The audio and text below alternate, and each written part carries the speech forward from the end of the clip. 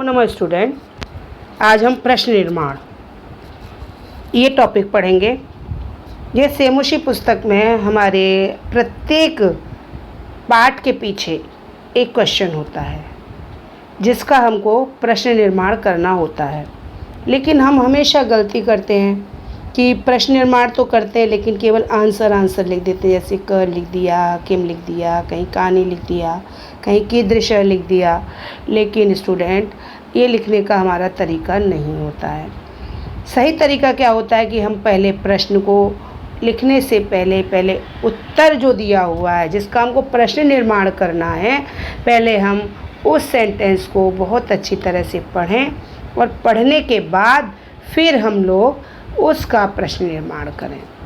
प्रश्न निर्माण करने के कुछ तो नियम होते हैं, वो मैं अभी आगे बताऊंगी। लेकिन पहले आप थोड़ी सी मेरी बात सुन लें कि जब हम प्रश्न निर्माण करें तो पूरा क्वेश्चन लिखें। जहाँ पर हमको प्रश्न निर्माण करना है उसको अंडरलाइन करें और उसमें आंसर लिखें और लास्ट में क्वेश्चन मार्क भी लगाएं, क्योंकि आधा नंबर क्वेश्चन मार्क का होता है और आधा नंबर हमको प्रश्नवाचक वाक्य लिखने का, शब्द लिखने का होता है। अगर हम ऐसा लिखेंगे तो हमारे नंबर कभी भी नहीं कटेंगे। तो उसके कुछ रूल्स होते हैं, वो मैं आपको समझाती हूँ कि प्रश्न निर्माण करने से पहले हम सभी को कुछ महत्वपूर्ण बातों को ध्यान रखना चाहिए। जैसे जिस विभक्ति में उत्तर होता है प्रश्न भी उसी विभक्ति में बनाया जाता है। प्रश्न निर्माण करते समय वचन और लिंग भी ध्यान रखना चाहिए। संस्कृत के सभी प्रश्नवाचक शब्द याद होने चाहिए। शब्द के लिंग वचन विभक्ति के अनुसार ही प्रश्नवाचक किम शब्द का लिंग वचन विभक्ति का प्रयोग करना चाहिए। प्रश्न निर्माण करने के लिए संस्कृत भाषा में किम तीनों लिंगों में रूप के अलावा कुछ और भी प्रश्नवाचक शब्द होते हैं जिनको संस्कृत भाषा में ककार के नाम से जाना जाता है। इनकी संख्या 9 होती है। इनके द्वारा भी प्रश्न निर्माण किया जाता है। ये भी हम सभी को अर्थ के साथ याद होने चाहिए। नेक्स्ट, ककार। अभी ककार मतलब जो ये शब्द हैं कि प्रश्नवाचक, इनको ककार कहते हैं, जिनका अर्थ होता है, इनका अर्थ है जैसे कियत का अर्थ होता है कितना। अर्थात कोई भी चीज़ नापी जाए, परिमाणवाचक, नाम के लिए, माप के लिए हम इसका प्रयोग करते हैं। कुत्र माने कहाँ। ये स्थानवाचक होता है। जब कहीं पर जगह का नाम आता है तो वहाँ पर या तो सप्तमी विभक्ति होती है या फिर कुत्र का प्रयोग करते हैं। कथम, ये हम किसी का हालचाल जानने के लिए कथम का अर्थ होता है कैसे। तो ये और भी जगह में यूज़ होता है, तो इसका अर्थ है कैसे। किमर्थम, किस लिए, जैसे हमें कारण बताना होता है कि हम ये काम किस लिए कर रहे हैं, किसके लिए कर रहे हैं। और तो इसमें कभी कहीं चतुर्थी का ही प्रयोग होता है। कुथ, किधर से। ज़्यादातर इसमें पंचमी विभक्ति का भी प्रयोग होता है, क्योंकि आप कहाँ से आ रहे हैं, आ जाते हैं वहाँ से अलग हो जाते हैं, तो उसमें पंचमी विभक्ति का प्रयोग किया जाता है। कीदृश कैसा, ये हमारा विशेष्य के हिसाब से लगता है, तो ये तीनों लिंगों में चलता है। तो आगे मैंने इसको क्लियर किया है, तो पहले आप समझ लेंगे ये हमारा तीनों लिंगों में इसके रूप चलते। कति, इसके रूप नहीं चलते, ये जैसा है वैसा ही लिख दिया था। कदा और क्व, कदा का कब और क्व मतलब कहाँ। तो स्टूडेंट अभी हमने देखे ये हमारे 9 ककार होते हैं और 3 हमारे रूप होते हैं तीनों लिंगों में, जो आप हमेशा पढ़ते आए हैं। अभी हम उन रूपों को देखेंगे। इन तीनों रूपों का अध्ययन करेंगे हम। किम, ये पुल्लिंग है। किम का अर्थ होता है क्या। तीनों लिंगों में इसके विभक्तियों के अर्थ सेम होते हैं। तो किम पुल्लिंग, किम नपुंसकलिंग, ये दोनों रूप सेम चलते हैं, बस सिर्फ 2 ही विभक्तियों में अलग अलग होते हैं। तो ये हमें सबको अच्छी तरह से याद है। देखिए ये थोड़ा सा डिफरेंस होता है। ये रूप कैसे चलते हैं, अगर हम इसको देव की तरह चलाएंगे पुल्लिंग को, तो हमको ऊपर एक बहुवचन थोड़ा सा डिफरेंस दिखेगा, जो है बाकी सब हमारे सेम दिखते हैं। जैसे देखिए बालकः, बालकौ, बालकः, कः, कौ के, यहाँ थोड़ा डिफरेंस है। बालकम, बालकौ, बालकान, फिर बालकेन, बालकभ्याम, बालकई, बालकाय, बालकभ्याम, ये यहाँ कस्मई भी थोड़ा सा अलग होता है और कस्मिन। बाकी सारा रूप हमारा एक सा चलता है। नपुंसकलिंग फल की तरह चलेगा, किम के कानी, किम के काली, फलम फले फलानी, फलम फले फलानी। तो ये हमारा रूप नपुंसकलिंग में फल की तरह चलता है। इसमें थोड़ी जगह कहीं कहीं पर डिफरेंस होता है, अंतर होता है, तो वो हमको थोड़ा ध्यान रखना पड़ता है। तो हमारे रूप ये बालक की तरह, ये चलेगा हमारा फल की तरह। और नेक्स्ट आ जाते हैं हम लोग स्त्रीलिंग, ये हमारा चलेगा लता की तरह, लता, लते, लता। तो हमने ये तीनों रूप, हमने प्रश्नवाचक जो रूप हैं प्रश्न निर्माण करने के लिए हमने तीनों रूप को देखे और हमें सबको बहुत अच्छे से याद भी है ये। तो हम अभी किम शब्द के रूपों का अर्थ पुल्लिंग, स्त्रीलिंग, नपुंसकलिंग तीनों में समान ही होता है, अंतर कुछ नहीं है। लेकिन अभी हम इनके जो है प्रश्न निर्माणों को हम कैसे करेंगे ये मैंने यहाँ पर दिए हुए हैं। तो जैसे कृष्ण नगरम गच्छति, तो कृष्ण का हमको करना है। पहले हमको मैंने बोला कि हम जब प्रश्न निर्माण करेंगे तो सबसे पहले हम उसका पुरुष, वचन, लिंग सब देखेंगे। हमने शब्द रूप में भी पढ़ा था कि हमारे वचन प्रथम पुरुष कौन से होते हैं, मध्यम पुरुष कौन से होते हैं, उत्तम पुरुष कौन से होते हैं, क्या पुल्लिंग है, क्या स्त्रीलिंग है, क्या नपुंसकलिंग है। तो यहाँ पर जो कृष्ण शब्द आया है, कृष्ण आया है, इसका पे तो ये है पुल्लिंग, और प्रथमा व्यक्ति एक वचन तो पुल्लिंग का हम लोग रूप ले लेंगे। तो यहाँ पर आंसर हो जाएगा कह।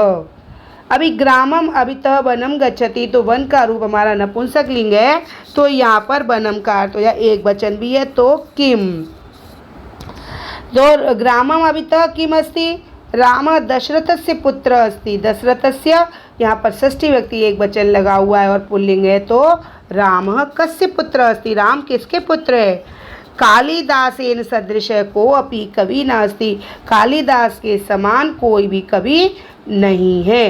तो कालिदासेन पुल्लिंग है और तृतीय व्यक्ति एक वचन है, तो यहाँ पर लग जाएगा केन सदृश को अपि कवि नास्ति। राजा भिक्षुकेभ्यः धनम यच्छति, राजा भिक्षुक के लिए धन देता है, तो पुल्लिंग है, चतुर्थी विभक्ति एक वचन बहुवचन है, तो यहाँ पर केभ्य। इदम पुस्तकम रमायै अस्ति, या रमायै पर अंडरलाइन है, ये पुस्तक किसके लिए है, तो इदम पुस्तकम कस्यै अस्ति। लताया गृहम मथुरा नगरे अस्ति, लता का घर मथुरा नगर में लताया। षष्ठी व्यक्ति संबंध कारक, कस्याः गृहम मथुरा नगरे अस्ति। इमानी फलानी मधुराणी सन्ति, मधुराणी पर अंडरलाइन है, तो मधुराणी इट मीन्स फलानी, नपुंसकलिंग बहुवचन, तो यहाँ पर आ जाएगा कानी।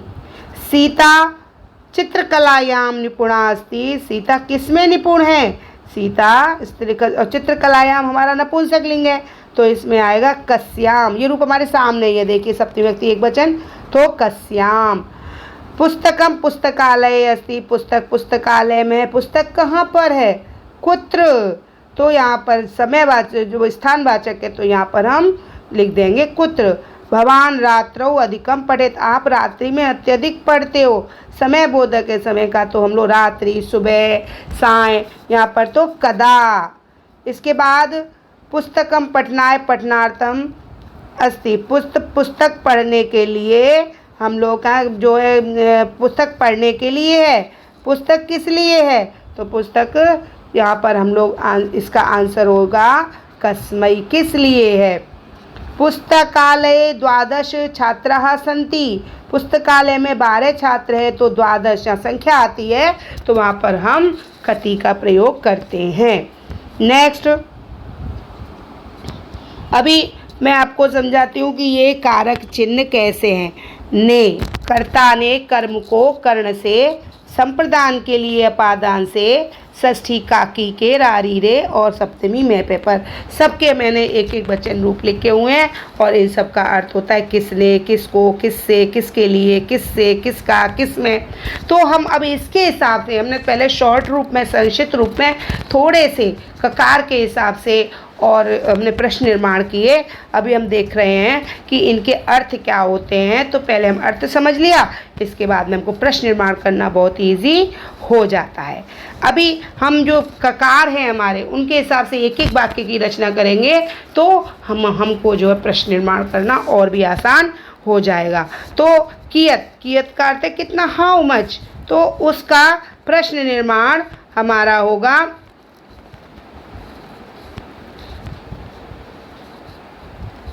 उसका प्रश्न निर्माण। कियत कितने परिमाणवाचक है, तो यहाँ पर उत्सवे 30 सेटकम परिमितम दूध अपेक्षते।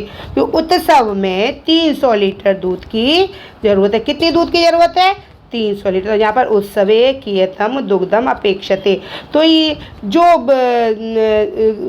सेटकम है, परिमितम सेटकम, तो यहाँ पर दुग्धम नपुंसकलिंग है, इसलिए कियतम दुग्धम।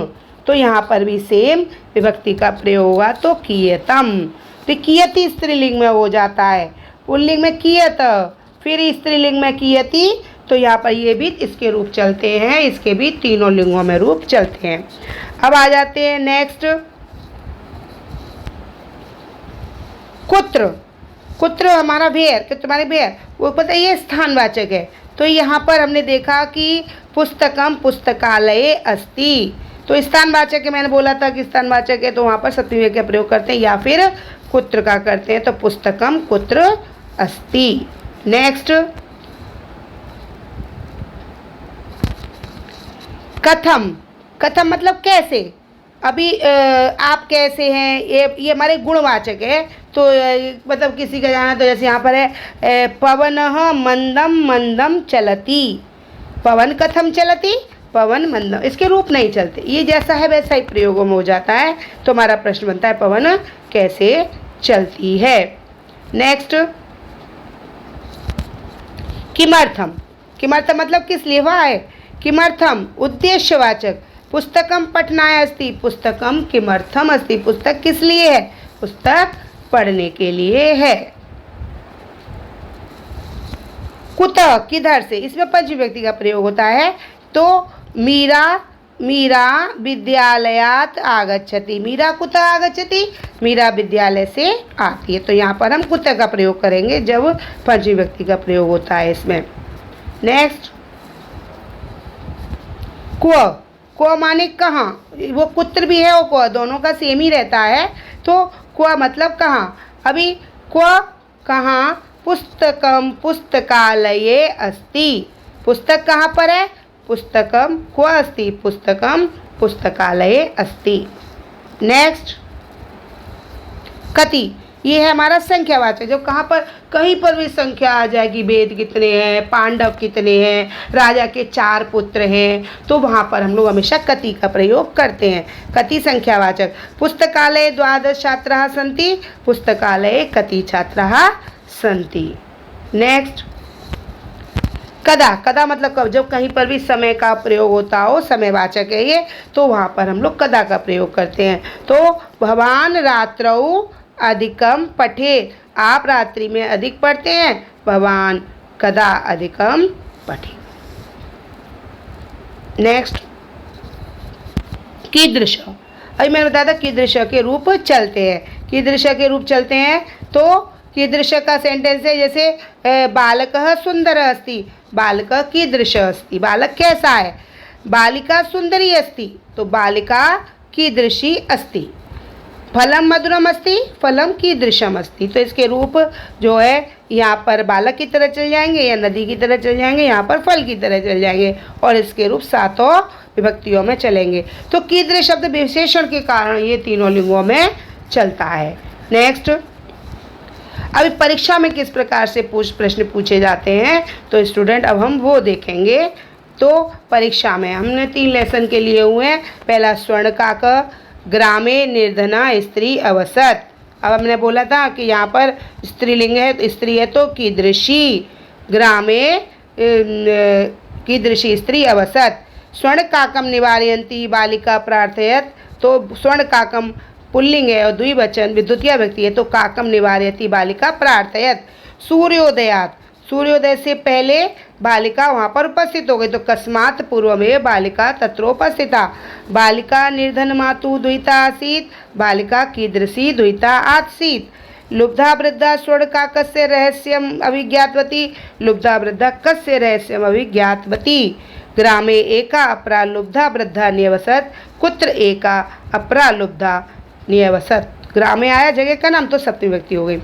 तस्या अपि एका पुत्री आसीत्, पुत्री स्त्रीलिंग, तस्या अपि का आसीत्। त्वं शीघ्रं स्वगृहं गच्छ जगह का नाम आ गया घर का, तो त्वं शीघ्रमेव कुत्र गच्छ। मदीया माता निर्धना वर्तते, मदीया माता कीदृशी वर्तते। लुब्धया बालिकया लोभस्य फलं प्राप्तम, षष्ठी व्यक्ति एक वचन, लुब्धया बालिका कस्य फलं प्राप्तम। तो स्टूडेंट हमने स्वर्ण काकः का प्रश्न निर्माण किया, कुछ मैंने एक्स्ट्रा भी डाले हैं, तो अभी हमको इससे प्रश्न निर्माण करना बड़ी आसानी से आ रहा होगा। नेक्स्ट जो है गोदोहनम, गोदोहनम लेसन का हम लोगों ने जो प्रश्नवाचक शब्द वाक्य लिखे हैं उनका मैं प्रश्न निर्माण करना है। तो फर्स्ट है सखी भी, मल्लिका सखी भी स धर्म यात्रा यही गच्छति स्म, मल्लिका का भी स सखी भी स्त्रीलिंग है और तृतीय व्यक्ति बहुवचन है तो का भी लता की तरह रूप चल जाए, नदी की तरह चल जाएगा। चंदन दुग्ध दोहनम कृत्वा एव स्वप्रातराशम प्रबंधम अकरोत्, चंदन दुग्ध दोहनम कृत्वा एव किम प्रबंधम अकरोत्। मोदकानि पूजा निमित्तानि रचितानि आसन, मोदकानि नपुंसकलिंग बहुवचन, कानि पूजा निमित्तानि रचितानि आसन। मल्लिका स्वपतिम चतुर्थमम मन्यते, मल्लिका अपने पति को चतुर से भी चतुर मानती है, मल्लिका कीदृशम मन्यते। नंदनी पादाभ्याम ताड़यित्वा चंदनम रक्तरंजितम करोति, का पादाभ्याम ताड़यित्वा चंदनम रक्तरंजितम करोति। कुंभकारा जीविकाया हेतु घटान रचयति, जीविका के लिए चतुर्थी आ रही है तो कुंभकारा किमर्थम घटान रचयति, इसमें किमर्थम चतुर्थी व्यक्ति में लगाया जाता है, तो यहाँ पर किमर्थम। हम पहले उसका अर्थ कर लेते हैं स्टूडेंट, उसके बाद हम उसको पहले हमको हिंदी में करना चाहिए। द्वावेव धेनु सेवायाम निरतो अभवत्, दोनों द्वा से धेनु की तो षष्ठी व्यक्ति एक वचन, कस्य कस्या सेवायाम निरतो, यहाँ पर कस्या हो जाएगा। मासान्ते ग्राम मुखस्य गृहे महोत्सव भविष्यति, मासान्ते ग्राम प्रमुखस्य गृहे कः भविष्यति। मल्लिका गंगा स्नानार्थम काशीम गता, मल्लिका कथम काशीम गता, किस लिए गई। उत्सवे 30 परिमितम दुग्धम अपेक्षते, तो अभी हमने पहले किया था उत्सवे कियतम दुग्धम अपेक्षते। नेक्स्ट फोर्थ लेसन कल्पतरु, तो इसमें पहला है तरो, तरो की कृपा से, तो कस्य कृपया। सकल्प तरवे निवेदयत्, तरवे चतुर्थी व्यक्ति एक वचन, कस्मै। धन वृष्टया तो कया। कल्पतरु पृथिव्याम तो कस्याम और कुत्र दोनों राइट हैं क्योंकि सप्तमी व्यक्ति एक वचन है। जीवानुकंपया तो कया। महान दानवीर तो कैसा दानवीर पुल्लिंग है, कीदृश। जीमूत वाहन पितु अंतिकम, पिता के पास गया, कस्य समीपम। अस्मिन् संसारे परोपकार नश्वर, अस्मिन् संसारे परोपकार कीदृश। फिर हिमालयस्य तो कस्य, उद्याने जगह का नाम आ गया तो कुत्र। तो स्टूडेंट हमने देखा कि वाक्य रचना करना, वाक्य रचना के माध्यम से हम लोगों ने प्रश्न निर्माण किया विभक्तियों का सही प्रयोग करते हुए। तो अभी हम जब भी आगे अगर हम प्रश्न निर्माण करेंगे तो स्टूडेंट पहले हम उसका हिंदी में अर्थ करेंगे और उसके बाद हमको पुल्लिंग स्त्रीलिंग नपुंसकलिंग देखते हुए हमको उसके जो है प्रश्न निर्माण करना है। जब तक हम उसको हिंदी में नहीं करेंगे तब तक हमारा प्रश्न निर्माण सही नहीं हो सकता। धन्यवाद।